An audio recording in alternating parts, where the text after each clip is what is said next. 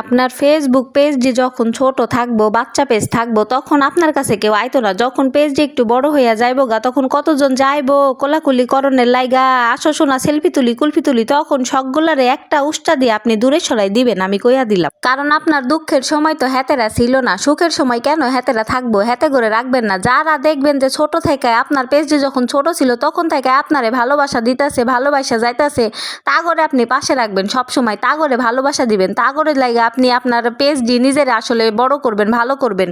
তো যাই হোক, বহুত জ্ঞান দিয়া লাইছি, বহুত কথা কইয়া লাইছি। আমি আইছি বড় আপুর বাসায় আসলে দাওয়াতে গাইজ, দাওয়াতে গো দাওয়াতে। আপনি তো জানেন আপনি গেলে ফুলি আপা 2 দিন পর পর দাওয়াত খাইবার যাই, হ্যাঁ তো খায়া দেয় মোটা হয়ে গেল গা। আপনারা তো তারপরেও দেখেন না, এত কষ্ট করে ভিডিও মেক করি আপনাকে লাইগা। যাই হোক গাইজ, আত্মীয় স্বজন তো আইবো, এটা কোনো বিষয় না। তো এই আত্মীয়টি আমার বাসায় আইছিল, আমার বাসা থেকে আমি আবার বড় আপুর বাসায় লইয়া গেছি গা। আপুরা অবশ্য দাওয়াত দিছিল আমাকে হকগোলেরে, তো এই জন্য গেছিলাম গাইজ। তো তারপরে যায় তো অনেক ধুমাইয়া খাওয়া দাওয়া কইরা কি যে মজা করতেছিলাম। তারপরে আমরা শপিং করবার গেছিলাম, কত কি যে করলাম। আপনারা তো জানেন যে আপনাদের ফুলি আপা কি হারে শপিংয়ে যায়।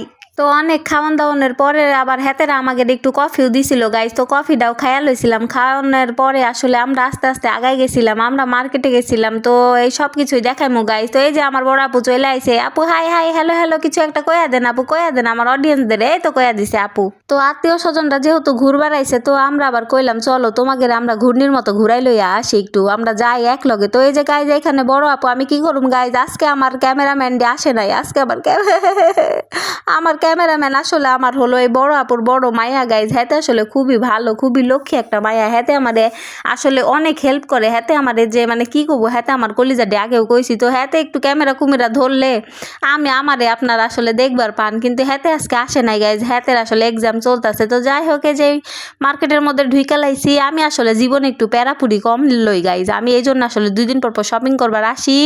আমি চিল মুডে থাকি, লাইফটার এনজয় করি, ঝামেলা শেষ, কখন কি হয় না হয় মানুষের বউ কখন যায় না।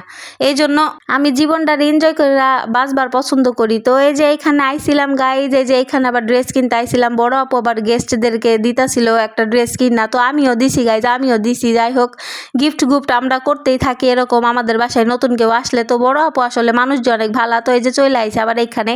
আর আমার এমনি তো অনেক ইচ্ছা ছিল যে বড় আপুরে লইয়া একটা ভিডিও মেক করি। আর একটা বিষয় হলো গাইজ, ভিডিও মেক করতে করতে কিছু কথা না কইলে না। আপনারা হলো নিজে নিজে সুন্দর সুন্দর ভিডিও মেক করেন গাইজ, ইনশাল্লাহ আপনাদের ভিডিও ভাইরাল হইব। মানুষের পেছনে ছুটাছুটি না কইরা, দৌড়াদৌড়ি না কইরা নিজে ভিডিও মেক করেন, নিজে ভিডিওটি ভালো করার চেষ্টা করেন, ইনশাল্লাহ ভাইরাল হইব। আর ফেসবুক মামা যতক্ষণ পর্যন্ত না ভিডিও ভাইরাল করবো, কারোর ক্ষমতা নাই যে আমাদের ভিডিওটি ভাইরাল কইরা দিব গাইজ। তো এই জন্য কমু